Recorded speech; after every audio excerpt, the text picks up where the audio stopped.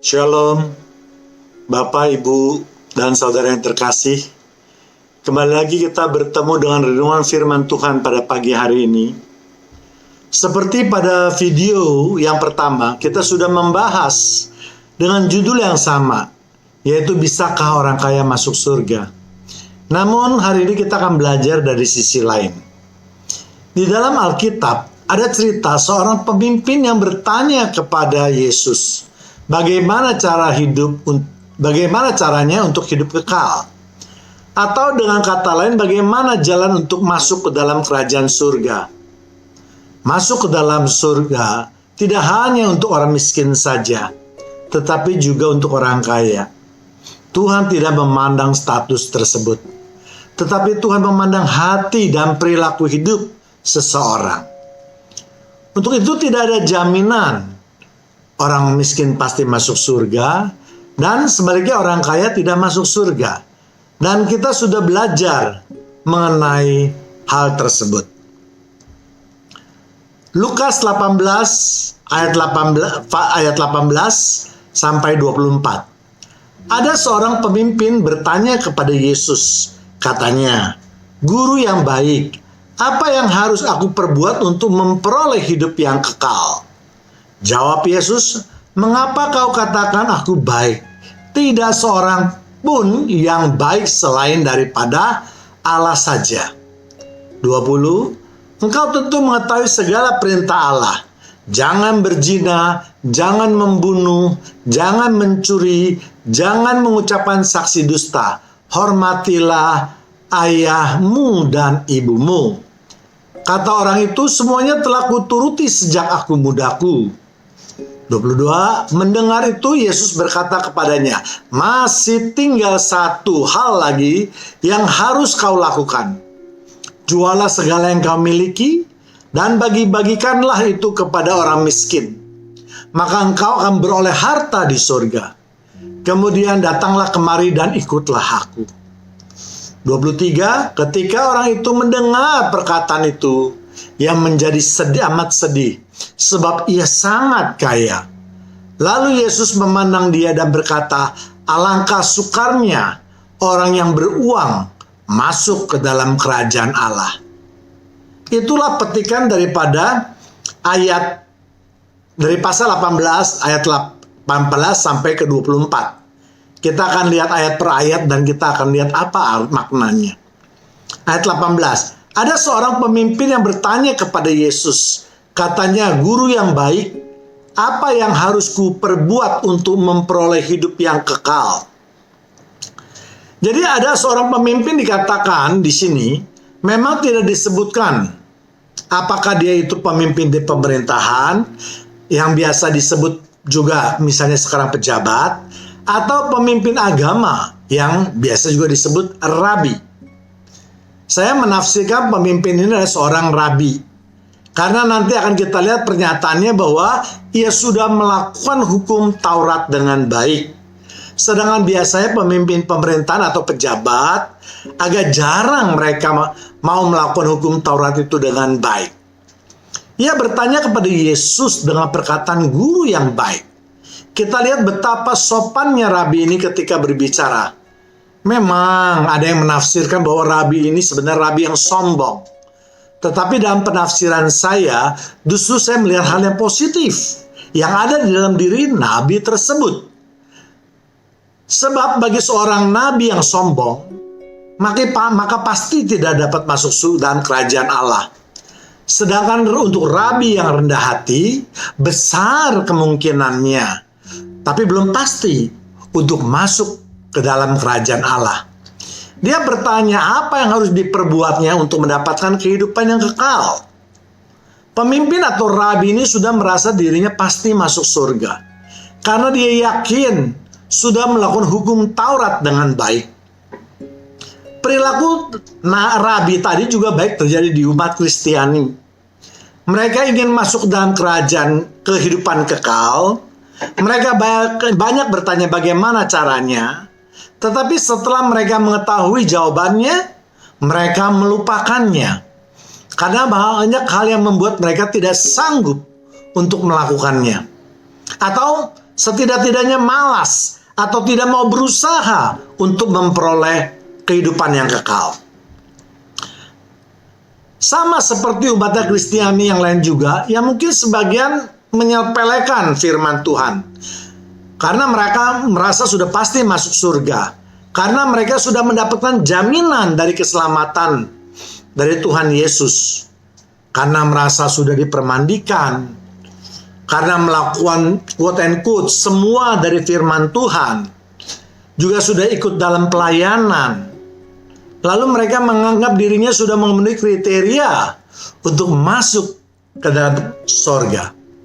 Tetapi sayangnya di gereja, mereka memakai topeng. Setelah keluar dari lingkungan gereja, kembali pada kehidupan yang lama. Ayat 19. Jawab Yesus, "Mengapa kau katakan aku baik? Tak seorang pun yang baik selain daripada Allah saja." Kita lihat walaupun tutur kata rabi tersebut sopan, dan dia menganggap bahwa orang baik pasti masuk surga. Namun Yesus mengingatkan bahwa yang baik itu hanya Allah di surga. Manusia baik itu memang bagus, tetapi tidak cukup untuk bisa langsung masuk dalam hidup kekekalan. Karena menjadi baik itu belum tentu menjadi manusia yang benar. Sebagai contoh, sering kita berbohong untuk menghindari keributan atau perselisihan. Kelihatannya itu memang perbuatan baik, tapi itu bukan perbuatan yang benar. Baik, karena kita menghindari perselisihan atau orang yang mungkin karena pernyataan kita akan berselisih, tapi itu bukan menyatakan kebenaran. Ayat 20, "Engkau tentu mengetahui segala perintah Allah. Jangan berzina, jangan membunuh, jangan mencuri, jangan mengucapkan saksi dusta, hormatilah ayahmu dan ibumu." Yesus berkata bahwa untuk masuk dalam hidup yang kekal, maka pertama-tama yang harus dilakukan adalah hukum Taurat. Kemudian Yesus melanjutkan perkataannya bahwa dia tentu sudah mengetahui segala perintah Allah. Yang dimaksudkan tentu adalah 10 perintah Tuhan. Kalau kita perhatikan dengan seksama, memang dasar daripada hukum Taurat adalah 10 perintah Tuhan, di mana hukum tersebut hanya mengatur hubungan umat dengan Tuhan, yaitu perintah dari 1 sampai perintah keempat. Kemudian hukuman kelima yaitu mengatur hubungan orang tua atau orang yang dituakan. Dan hukum nomor 6 sampai ke 10 yang mengatur hukum yang dapat merugikan orang lain. Jadi memang di hukum Taurat itu tidak ada tertulis secara harfiah yang mengatur tentang menjual harta untuk masuk ke dalam kehidupan kekal. Ayat 21, kata orang itu, "Semuanya telah kuturuti sejak masa mudaku." Tetapi jawaban pemimpin atau rabi adalah dia umat yang patuh. Dia sudah lama melaksanakan hukum Taurat tersebut, yakni masih muda. Hal tersebut tidak aneh, karena hampir semua rabi memang banyak menghabiskan waktu mereka di sekolah. Untuk memperoleh gelar rabi itu tidak mudah. Mereka sewaktu masih kecil itu bersekolah dari jam 6 pagi sampai jam 8 malam. Jadi mereka harus bangun pagi-pagi, mempersiapkan diri, mandi dan seterusnya, lalu pergi sekolah. Karena jam 6 sudah harus sampai di sekolah. Kemudian di dalam sekolah tersebut mereka mulai diajar berdoa untuk beberapa jam, kemudian membaca Taurat, kemudian merenungkan Taurat itu, bahkan menulis Taurat dan sebagainya yang berhubungan dengan hukum Taurat. Memang sangat ketat dan disiplin di sekolah rabi tersebut. Jadi memang perkataan rabi itu adalah benar. Dan di dalam perjanjian baru, Paulus juga menyatakan dirinya tidak bercela dalam hukum Taurat. Artinya Paulus juga mampu melakukan hukum Taurat. Ayat 22, mendengar itu, Yesus berkata kepadanya, "Masih tinggal satu lagi yang harus kau lakukan. Jualah segala yang kau miliki, dan bagi-bagikanlah itu kepada orang miskin. Maka engkau akan beroleh harta di surga. Dan kemudian datanglah kemari dan ikutlah aku. Kemudian Yesus menjawab, hal itu baik. Tetapi masih ada satu hukum lagi, yaitu jualah segala apa yang kau miliki dan bagikanlah kepada orang miskin. Karena itu engkau akan mendapatkan hartamu di sorga. Baru kemudian datang menghadap Yesus, dan dalam keadaan seperti itu, baru dia layak untuk mengikuti Yesus. Mengapa Yesus mengatakan hal itu? Padahal memang di hukum Taurat tidak ada ayat seperti itu. Kita masih ingat khotbah yang pertama, yaitu tentang unta yang melewati lubang jarum. Jadi Yesus tahu bahwa Rabi ini masih sayang terhadap hartanya. Dia sudah mengumpulkan harta bertahun-tahun sehingga dikatakan sangat kaya. Dia dianggap dapat mempergunakan hartanya untuk kehidupan yang baik dan juga mungkin segala perbuatan baik. Jadi Rabi ini melihat dari sisi duniawi saja, sedangkan Yesus melihat dari sisi yang berlainan, bahwa harta itu merupakan dasar dari yang tidak dapat manusia untuk ikut masuk dalam kerajaan sorga. Dan hal ini sudah kita bahas dalam video yang pertama. Jadi hendaklah kita sebagai umat Kristiani harus mengerti apa makna dari firman Tuhan. Jangan hanya kulitnya saja. Untuk itulah kita perlu membaca firman Tuhan. Mendengarkan firman Tuhan dari para pengkhotbah. Karena mereka sebelum berkhotbah sudah berusaha untuk mencari atau mempelajari firman tersebut dari berbagai sumber. Bahkan mereka mungkin sudah berdoa juga untuk mendapatkan hikmat yang berasal daripada Tuhan. Pilihlah pengkhotbah yang sesuai dengan hati kita, sehingga iman kita tidak goyah. Maksud dari membaca firman adalah supaya pengajaran Tuhan Yesus itu dapat kita peroleh dari sumbernya.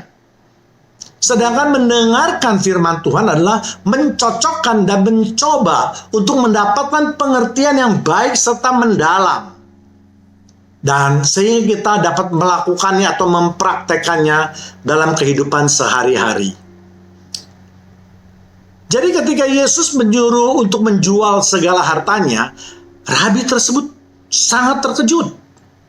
Dia hanya menjalani hidupnya sesuai dengan yang tertulis dalam hukum Taurat, yaitu hubungan Tuhan yang tidak merugikan orang lain. Ternyata itu tidak cukup, Bapak, Ibu, dan saudara sekalian yang terkasih. Kalau kehidupan kita hanya tidak merugikan orang lain, namun tidak memberikan dampak kepada kehidupan sesama kita, dan itu juga sudah kita pelajari dalam video sebelumnya, yaitu tentang berbuah. Apa arti Tuhan untuk menyuruh dia menjual harta semuanya dan membagi-bagikan kepada orang miskin? Artinya dia harus menanggalkan kehidupan yang lama dan menjauhi kehidupan keduniawian untuk dapat masuk ke dalam kehidupan yang kekal.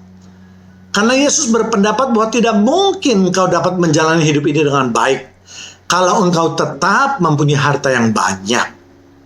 Matius 6 ayat 21. Karena di mana hartamu berada, di situ juga hatimu berada. Jadi tidak mungkin kita dapat melaksanakan firman Tuhan dengan segenap hati kita, sementara hati kita masih terpusat pada harta yang lain. Karena di dalam menjalankan firman Tuhan, Tuhan ingin kita menjalankannya dengan segenap hati kita, bukan hanya pada apa yang tertulis di dalam firman-Nya. Tuhan juga tahu cinta uang itu merupakan sumber dari dosa. Dan apabila engkau masih hidup untuk mencoba kaya, maka engkau akan masuk ke dalam pencobaan. Dan itu dapat kita baca di 1 Timotius 6 ayat 9. Yang berbunyi, tetapi mereka yang ingin kaya terjatuh ke dalam pencobaan, ke dalam jerat, dan ke dalam berbagai-bagai nafsu yang hampa, dan yang mencelakakan, yang menenggelamkan manusia ke dalam keruntuhan dan akhirnya kebinasaan. Jadi kalau kita terus berusaha ingin menjadi kaya dengan maksud ingin hidup dalam keduniawian, maka kita juga akan terus berada di dalam pencobaan. Dan akhirnya kita akan masuk dalam api kekekalan. Dengan melihat pasal tersebut di atas, Maka begitu banyak hambatan kalau seseorang yang masih mempunyai harta yang banyak dan menggantungkan hidupnya pada harta tersebut. Karena dia katakan harta itu akan memasukkan manusia ke dalam berbagai-bagai nafsu. Akan mencelakakan kehidupan kita, akan menenggelamkan kehidupan kita, akan meruntuhkan dan akhirnya akan membinasakan kehidupan kita. Jadi Yesus sudah melihat jauh ke depan bahwa tanpa meninggalkan harta yang banyak itu, maka rabi yang kaya itu tidak akan dapat masuk dalam kehidupan yang kekal. Apapun yang diajarkannya atau diusahakannya akan menjadi sia-sia. Ayat 23. Ketika orang itu mendengar perkataan itu, ia menjadi amat sedih, sebab ia sangat kaya. Jadi ketika rabi kaya itu mendengar permintaan Yesus, maka ia menjadi sangat sedih. Karena kini harapan menjadi punah. Dari pertama dia begitu yakin akan dapat masuk ke dalam hidup kekekalan. Namun sekarang setelah dia mendapat penjelasan dari Yesus, maka harapan itu hancur. Sebab hatinya masih terikat pada harta yang sangat banyak itu. Dia tidak bisa melepaskan kehidupan lamanya. 1 Timotius 6 ayat 10. Karena akar segala kejahatan ialah cinta uang. Sebab oleh berburu uanglah beberapa orang telah menyimpang dari iman dan menyiksa dirinya dengan berbagai-bagai duka. Alkitab mengatakan bahwa akar dari kejahatan adalah cinta uang. Jadi kalau seseorang masih menaruh hatinya dan mencintai uang, maka artinya orang tersebut masih memikirkan kehidupan di dunia saja. Karena di dalam kehidupan kekal, uang tidak dibutuhkan lagi. Seharusnya jika rabi itu mengerti apa yang dikehendaki oleh Tuhan Yesus, yaitu apa yang kau ikat atau lepaskan di dunia ini, maka itu juga akan kau ikat atau lepaskan di surga. Artinya jika kita melepaskan harta kita di dunia ini, maka kita akan mendapatkan hak penggantinya, yaitu di surga. Demikian juga sebaliknya. Mencari uang itu tentu boleh, bahkan harus. Menjadi kaya juga boleh, tidak salah. Tetapi janganlah kita sampai menjadi hamba uang. Artinya diperbudak oleh uang. Setiap waktu, setiap jam pikiran kita hanya tertuju pada uang, uang, dan uang. Justru hal yang sebaliknya harus kita lakukan. Kitalah yang memperbudak uang. Artinya kita yang mengarahkan uang itu kemana harus pergi sesuai dengan keinginan kita. Memang hidup di dunia ini memerlukan uang. Namun uang bukanlah segalanya. Namun segala-galanya perlu uang. Untuk itu harus kita meminta hikmat yang berasal daripada Tuhan. Agar apa yang kita inginkan sesuai dengan kehendak Allah. Jadi hendaklah kita juga bisa menjadi sumber berkat bagi sesama kita. Dan kehidupan kita bisa berkenan di hadapan Allah. Ibrani 13:5a. Janganlah kamu menjadi hamba uang dan cukupkanlah dirimu dengan apa yang ada padamu. Jadi kalau kita memang terus memperhambakan diri kepada mamon yang disebut dengan uang, maka itu tidak ada habisnya. Firman Tuhan mengatakan di Ibrani ini, kita harus tahu batasnya sampai di mana kita merasa cukup. Karena di atas langit masih ada langit, di atas langit masih ada langit, ya. Kita tahu kalau kita hidup mencari uang terus-menerus, kita mengabaikan segala sesuatu, mengorbankan kehidupan anak-anak, mengorbankan rumah tangga kita, dan akhirnya mengorbankan kesehatan kita, maka uang yang banyak itu nanti akan dibayarkan kepada dokter di rumah sakit. Jadi Tuhan juga ingin mengingatkan bahwa tidak mungkin manusia dapat mengabdi kepada dua penguasa. Tuhan ingin hati kita hanya untuk Tuhan saja. Itulah sebabnya Tuhan mengingatkan kepada manusia bahwa jika mencintai mamon, maka dia akan masuk ke dalam neraka atau dosa. Untuk itu Tuhan ingin supaya kita jangan hidup di dunia secara berlebihan. Jangan hanya memikirkan kehidupan di dunia ini saja, tetapi juga persiapanlah hidup kita untuk kehidupan di dalam kerajaan sorga. Ayat 24, Lalu Yesus memandang dia dan berkata, alangkah sukanya orang yang beruang masuk ke dalam kerajaan Allah. Setelah nabi tersebut tidak memberikan respons yang baik, yaitu menjual hartanya, bahkan sangat sedih, maka Yesus mengatakan alangkah sukanya orang yang beruang atau yang kaya untuk masuk dalam kerajaan Allah. Tuhan ingin supaya dia mengubah gaya hidupnya, mengikis kedagingannya dengan hidup tanpa harta, sehingga dia bisa mengubah juga kehidupannya. Apakah dengan cara itu hidupnya akan menjadi miskin dan sengsara? Untuk sementara mungkin ya, tetapi untuk jangka panjang, Tuhan akan mampu memulihkan hidupnya. Sama seperti cerita Ayub, yang sudah habis hartanya, tetapi Tuhan pulihkan hidupnya. Bukan hanya Tuhan memulihkan hidupnya, bahkan Tuhan menggandakan semua hartanya. Jadi jangan terkejut ketika iman kita sudah mencapai suatu taraf dewasa, maka Tuhan akan mengikis kedagingan kita yang lain, yang mungkin pada level rendah yang belum terkikis. Jadi Tuhan memproses kita menurut level iman kita masing-masing. Sebab tidak mungkin level seorang yang masih rendah, kemudian diproses dengan level yang tinggi. Maka umatnya tidak akan mampu menanggungnya. Bukankah firman Tuhan mengatakan pencobaan yang kamu alami adalah pencobaan yang biasa? Artinya pencobaan itu masih berada di mana iman kita berada. Dan kita pasti dapat menanggungnya. Tetapi banyak orang yang justru bertanya, mengapa saya yang sudah sekian lama mengenal Tuhan, bahkan sudah melayani Tuhan bertahun-tahun, bahkan berpuluh-puluh tahun, saya masih sering masuk ke dalam pencobaan. Apakah Tuhan tidak melihat segala aktivitas dan perilaku saya? Apakah Tuhan tidak berbelas kasih terhadap saya? Tidak, Bapak, Ibu, dan Saudara yang terkasih. Justru Tuhan melihat semuanya. Dan Tuhan melihat masih ada sedikit kekurangan kita untuk masuk dalam kehidupan kekal. Sehingga hal itu harus dibersihkan dari kehidupan kita.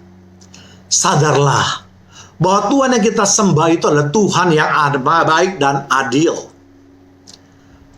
Bahwa untuk dapat memasuki kehidupan yang kekal diperlukan level kehidupan yang cukup tinggi. Dan kita harus raih sebelum kita mengakhiri pertandingan kita di dunia ini. Dan level yang Tuhan mau itu hanya Tuhan yang tahu. Jangan sampai ketika kita akan masuk ke dalam kerajaannya, Tuhan mengatakan dia tidak mengenal kita. Kalau itu yang terjadi, maka sia-sialah hidup kita di dunia ini. Sia-sialah segala perjuangan kita di dunia ini. Sia-sialah juga pengorbanan Yesus di kayu salib.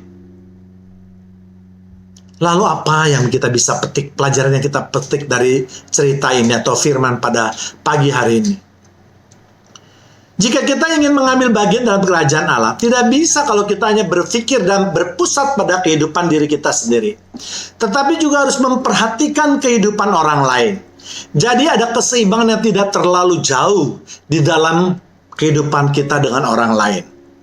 Kita harus juga bersedia diproses agar kita seturut dengan kehidupan Yesus. Bukankah arti daripada Kristen adalah menyerupai hidup Yesus? Jadi kalau kita merasa orang Kristen, suka atau tidak suka, kita harus mengikuti kehidupan yang telah dicontohkan oleh Yesus dalam kehidupan di dunia ini. Dan untuk mengetahui bagaimana kehidupan Yesus secara lengkap, maka Bapak, Ibu, dan Saudara yang terkasih dapat membacanya di dalam Perjanjian Baru. Kitab Perjanjian Baru. Dan terakhir, jika segala upaya telah kita lakukan, atau apa yang telah menjadi bagian kita sudah penuhi, maka Allah akan mengaruniakan anugerahnya atau kasih karunia kepada kita. Sehingga kita bisa masuk ke dalam kehidupan yang kekal. Demikianlah firman Tuhan yang dapat saya sampaikan pada hari ini. Dan semoga ini akan menjadi bahan perenungan kita bersama untuk mengambil bagian ke dalam kerajaan sorga. Tuhan Yesus memberkati. Amin.